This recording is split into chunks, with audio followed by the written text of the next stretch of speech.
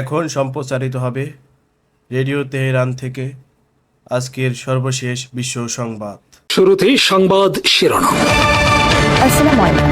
চীন 2027 সালে তাইওয়ান দখল অভিযান পরিচালনা করবে। মহাকাশ প্রতিরক্ষা খাতে $41 বিলিয়ন বরাদ্দ জার্মানির। নজিরবিহীন বয়কটের মধ্যে জাতিসংঘে ভাষণ নেতানিয়াহুর।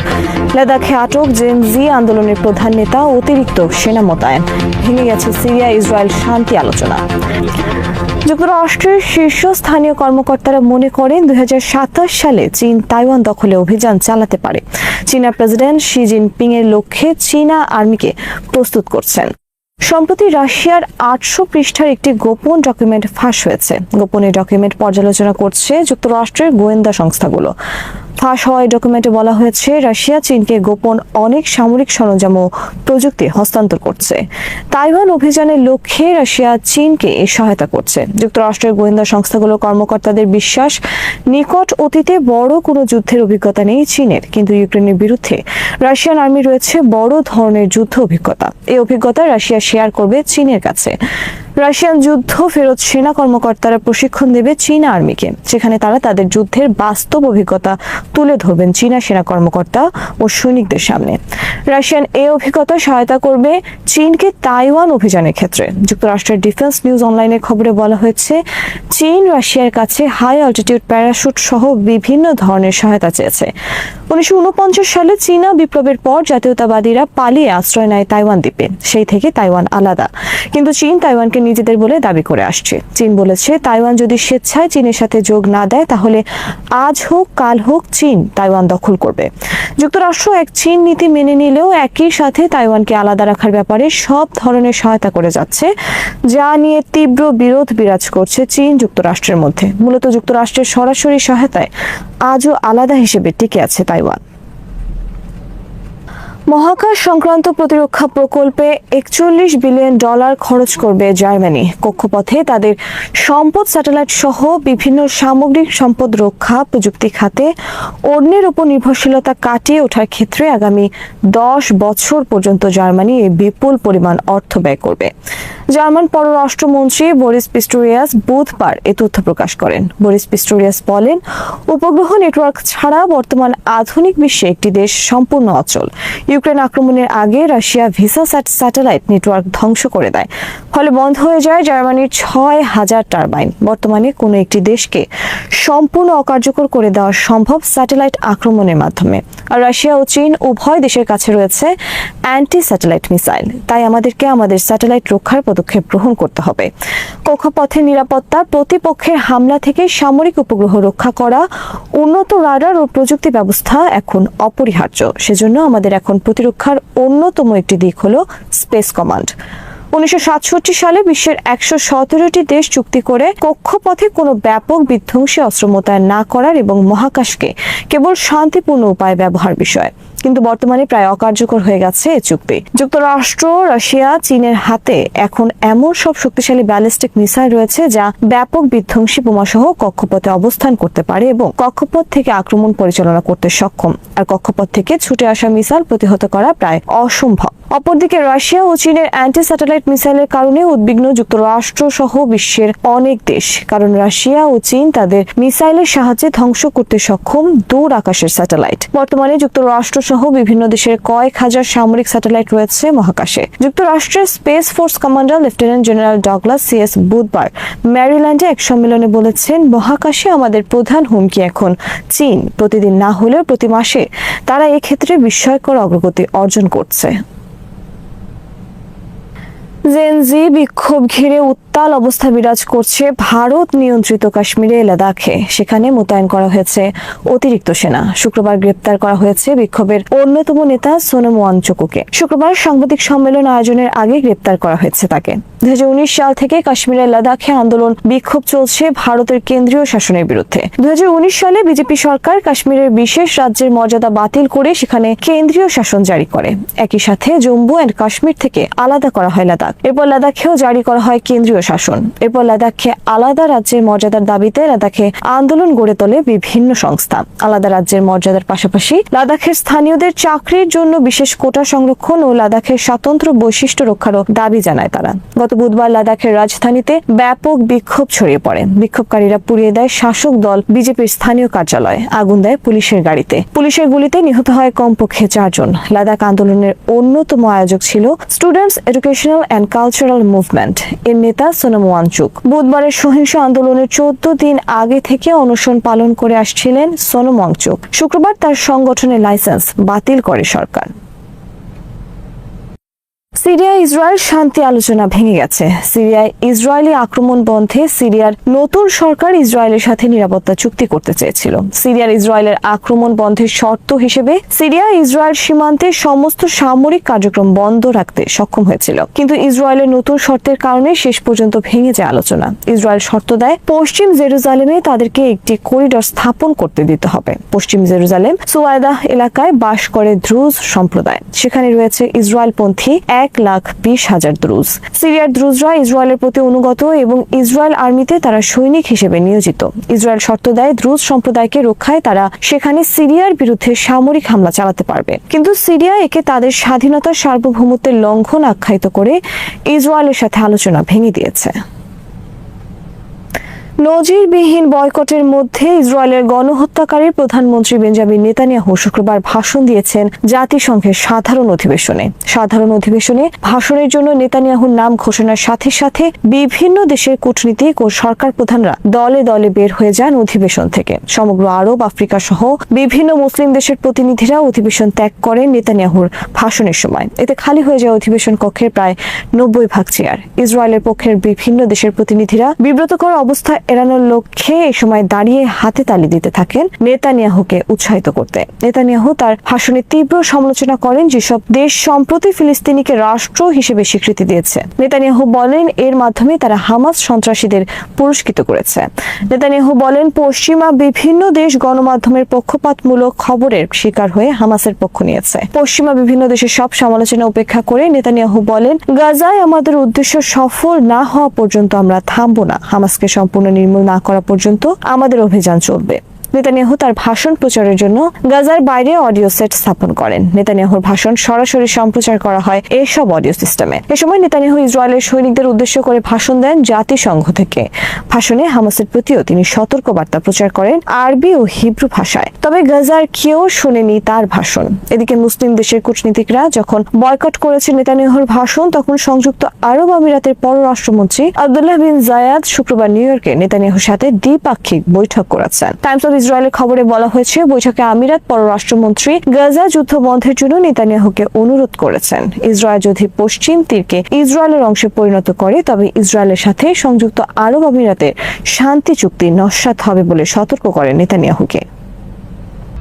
দর্শক মণ্ডলী, সালাম ও শুভেচ্ছা নিয়ে আশা করি পৃথিবীর যে প্রান্ত থেকেই এই মুহূর্তে আপনারা আমাদের এই খোলা দৃষ্টির অনুষ্ঠান দেখছেন এবং ভবিষ্যতেও সোশ্যাল মিডিয়ার মাধ্যমে যারা এই অনুষ্ঠান দেখবেন সবাইকে জানাচ্ছি আন্তরিক শুভেচ্ছা ও অভিনন্দন।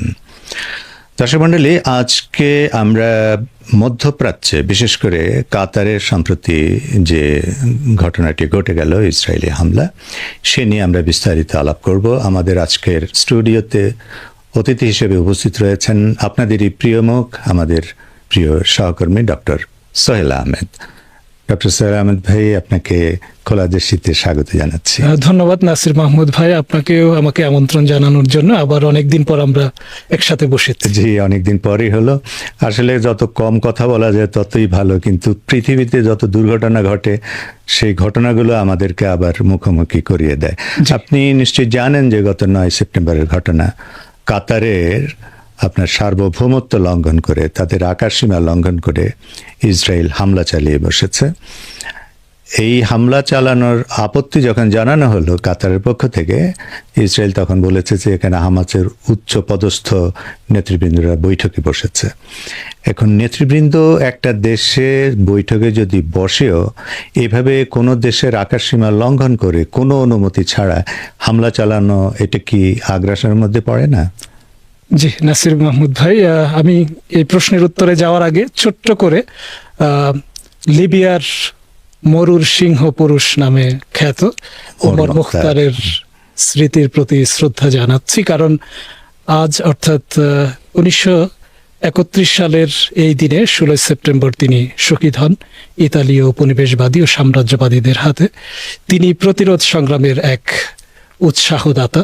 এখনো তার অনুপ্রেরণায় অনেকেই এই সঠিক পথ, সত্যের পথে সংগ্রাম চালিয়ে যাচ্ছেন। তো আমরা প্রশ্নের উত্তরে আসছি। নিঃসন্দেহে কাতারে ইসরায়েল যে হামলা চালিয়েছে সেটা সে দেশের স্বাধীনতা ও সার্বভৌমত্বের প্রতি বৃদ্ধাঙ্গুলি প্রদর্শন করা এবং আন্তর্জাতিক আইনের সুস্পষ্ট লঙ্ঘন। এবং যখন শান্তির জন্য বৈঠক চলছিল, অর্থাৎ হামাসের নেতারা ইসরায়েলেরই ঘনিষ্ঠ মিত্র, অর্থাৎ যার কথায় তারা উঠবোস করে, সেই দেশের প্রেসিডেন্ট ট্রাম্পের দেওয়া একটি প্রস্তাব নিয়ে আলোচনায় বসেছিলেন, বৈঠক করছিলেন, ঠিক সে সময় সেখানে বিমান হামলা চালানো হয়। এটা শান্তির বিরুদ্ধে ইসরায়েলের যে অবস্থান সেটাকে আরো একবার সুস্পষ্ট করেছে। তারা যে শান্তি চায় না, এই বার্তা এই হামলার মাধ্যমে দিয়েছে। এবং আমরা দেখেছি এই হামলার সাথে সরাসরি আমেরিকা জড়িত, কারণ আমেরিকার সেন্টকমের যে প্রধান দপ্তর সেটা ওই হামলার স্থল থেকে মাত্র 35 কিলোমিটার দূরে অবস্থিত, এবং তারা চাইলেই এই বিমান হামলা ঠেকাতে পারত। তাদের যে বিমান প্রতিরক্ষা ব্যবস্থা বা সতর্ক ব্যবস্থা সেটা অ্যাক্টিভ হয়নি। তারা সেই হামলা চোখ বন্ধ করে দেখেছে এবং তাদের সামনেই সেই হামলা হয়েছে।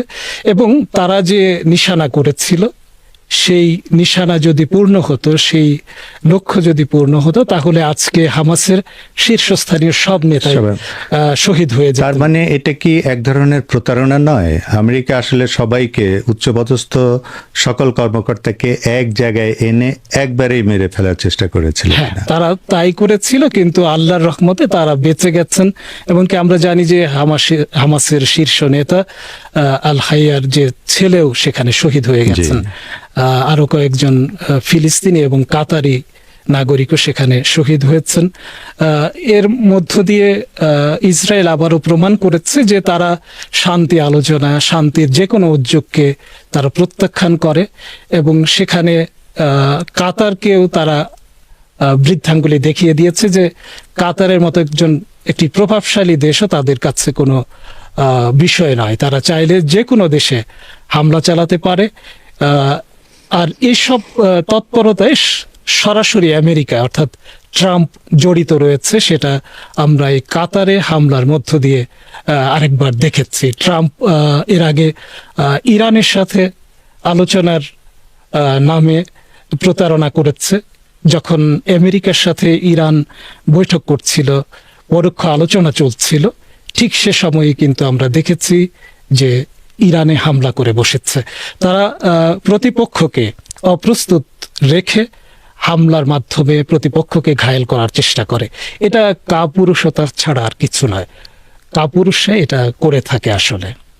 না, একদিকে আমেরিকা শান্তি প্রস্তাব দিচ্ছে, আবার তাদেরই মিত্র, তাদেরই ক্রীড়নক ইসরায়েল অশান্তি সৃষ্টি করে শান্তি প্রস্তাবে হামলা চালাচ্ছে। হ্যাঁ, এবং এই যে এমন নয় যে আমেরিকা চায়নি, এটা না, কিন্তু আমেরিকাও এটার সাথে জড়িত। অর্থাৎ এই ষড়যন্ত্রের জালটা এমন ভাবে করেছে, তারা সামনে দেখাচ্ছে একরকম, পেছনে কিন্তু তারা ঐক্যবদ্ধভাবেই এই কাজগুলো করছে। তা না হলে আমরা কাতারে তারা চাইলেই সে হামলা ঠেকাতে পারত। আমরা যদি আকাশ প্রতিরক্ষা ব্যবস্থার কথা বলি, সেখানে অত্যন্ত আধুনিক মার্কিন আকাশ প্রতিরক্ষা ব্যবস্থা রয়েছে কাতারে। সেগুলো কিন্তু কাজে লাগানো হয়নি। আমরা দেখেছি যে ইরান যখন হামলা করলো তখন ঠিকই সেসব প্রতিরক্ষা ব্যবস্থা কাজে লাগানো হয়েছে এবং ক্ষেপণাস্ত্র ঠেকানোর জন্য সেগুলো ব্যবহার করা হয়েছে। কিন্তু ইসরায়েল যখন হামলা করলো তখন কিন্তু কোনো ক্ষেপণাস্ত্র প্রতিরক্ষা ব্যবস্থা কাজে লাগানো হয়নি। আপনার এই বক্তব্য কিসের ইঙ্গিত দিচ্ছে? এই বক্তব্যের ইঙ্গিতটা হলো যে আমেরিকা ইসরায়েল এমন নয় যে একজন আরেকজনের কে না জানিয়ে কাজ করে। অর্থাৎ ইসরায়েল যা করছে তার প্রতিটি কাজ আমেরিকা জানে, অর্থাৎ আমেরিকা জানে বলেই বিমানগুলোকে ঢুকতে দিয়েছে, তাদের সাথে সমন্বয়ের ভিত্তিতেই কাতারে হামলা হয়েছে। জি, যদিও ট্রাম্প কথা অস্বীকার করছে, ট্রাম্প বলছে যে না, আমাদেরকে জানানো হয়নি। এ ধরনের মিথ্যাচার ট্রাম্পের অভ্যাস এবং হ্যাঁ, আগের সবসময় প্রেসিডেন্টরাও এরকম এটা করেন। করেছে। এক্স্যাক্টলি।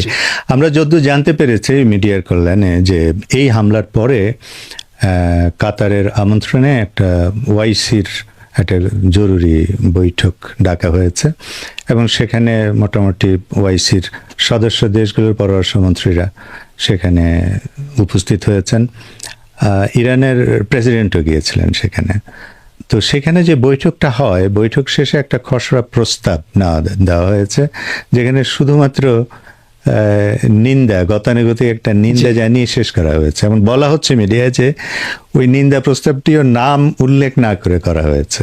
কিভাবে বিশ্লেষণ করেন? জি, কাতারে আমরা ওআইসির শীর্ষ সম্মেলন এবং আরব লীগের শীর্ষ সম্মেলন, এটা জরুরি সম্মেলন হিসেবে তারা ডেকেছে।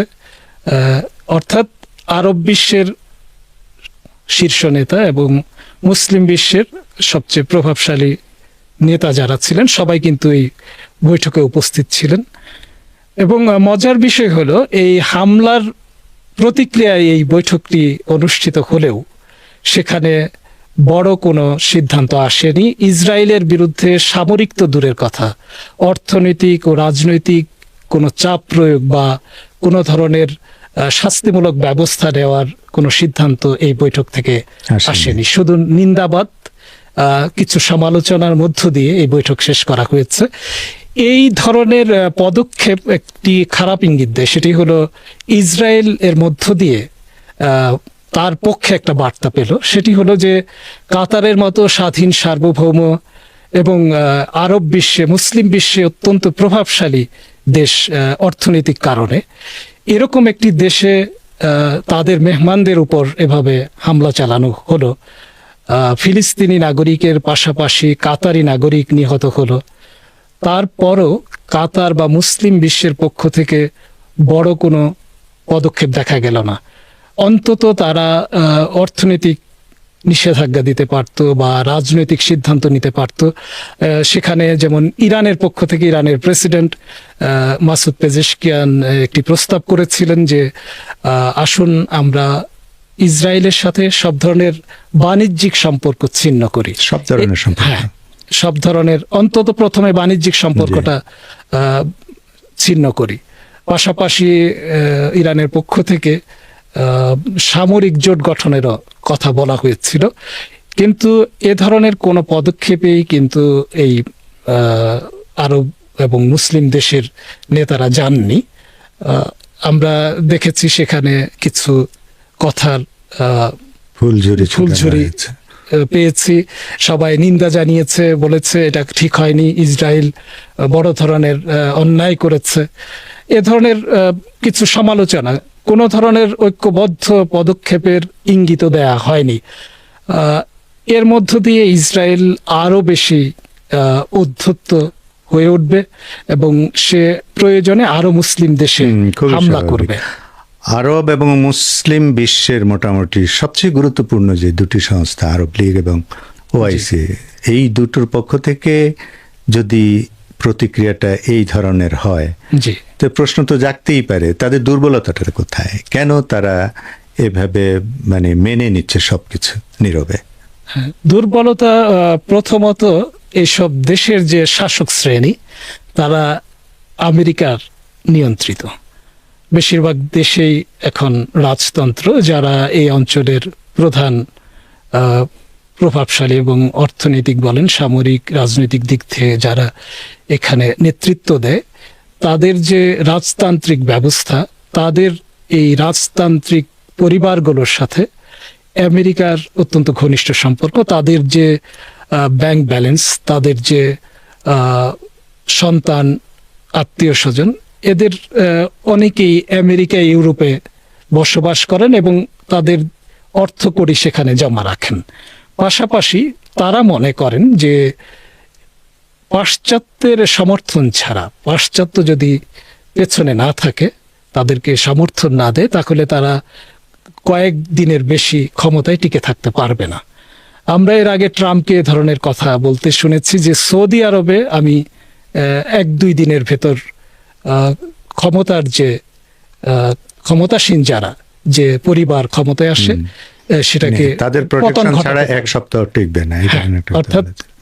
খুবই কম সময়ের মধ্যে তারা চাইলে সেখানকার সরকার পরিবর্তন করে নিজের নিয়ন্ত্রিত সরকার বসাতে পারে।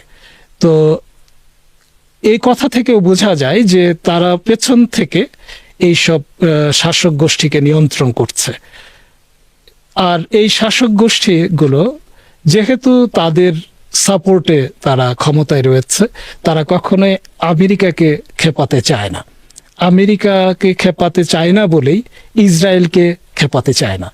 ইসরায়েল আমেরিকার সমর্থনপুষ্ট এবং ইসরায়েলের হৃৎপিণ্ড, অর্থাৎ আমেরিকার অনেকটা হৃৎপিণ্ডের মতো হয়ে গেছে ইসরায়েল। অর্থাৎ ইসরায়েলকে আঘাত করা মানে আমেরিকাকে আঘাত করা। এই জন্যে এসব দেশ কখনোই ইসরায়েলের বিরুদ্ধে বড় পদক্ষেপে যাচ্ছে না। তাদের মুসলিম ভাই, তাদের আরব ভাই গাজায় প্রতিনিয়ত শহীদ হচ্ছে, অনাহারে অর্থাহারে গুলিতে না খেয়ে মারা যাচ্ছে। প্রতিনিয়ত শিশুদের আর্তনাদ আমরা শুনতে পাচ্ছি, কিন্তু তাদের কিন্তু হুঁশ ফিরছে না, তারা টনক নড়ছে না, তাদের কোনো প্রতিবাদের কথা আমরা সেভাবে শুনছি না। শুধু মুখের কিছু বললি শোনা যাচ্ছে, কোনো ধরনের পদক্ষেপ দেখা যাচ্ছে না। আমরা তো একটু দূরে আছি, কিন্তু আপনি চিন্তা করেন যে ফিলিস্তিনের পাশেই অনেকগুলো খুব কাছাকাছি অবস্থান করছে মুসলিম দেশ। তাদের শাসকদের পক্ষ থেকে বড় কোনো পদক্ষেপ আমরা এখন পর্যন্ত দেখিনি। সেখান থেকে ওই দেয়ালের ওপাশ থেকে যদি জোরে চিৎকার দেয়, এই পাশে শোনা যায়, মানে এমন একটা পরিস্থিতি। তো তারপরও তারা কিন্তু কোনো পদক্ষেপে যাচ্ছে না। কাতারের উপর হামলা হওয়ার পরও একই কারণে বড় কোনো পদক্ষেপ বা প্রতিক্রিয়া আমরা দেখতে পাচ্ছি না। তারা ভাবছে যে এভাবেই হয়তো আজীবন ক্ষমতায় টিকে থাকবে, কিন্তু আমি সেটা মনে করি না।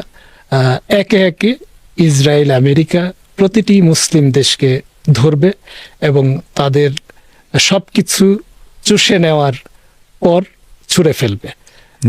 আমরা বারবারই দেখেছি যে আরব দেশগুলো বারবারই ট্রাম্পকে, আমেরিকাকে নানাভাবে ঘুষ দিয়ে, নানাভাবে উপহারের নামে ঘুষ দিয়ে তাদের মন জয়ের চেষ্টা করছে। কিন্তু আমরা সর্বশেষ দেখেছি কাতারের আমির ট্রাম্পকে বিমান উপহার দিলেন, বিলাসবহুল বিমান উপহার দিলেন। সেটার প্রতিক্রিয়ায় দেখুন তার দেশে হামলা হলো।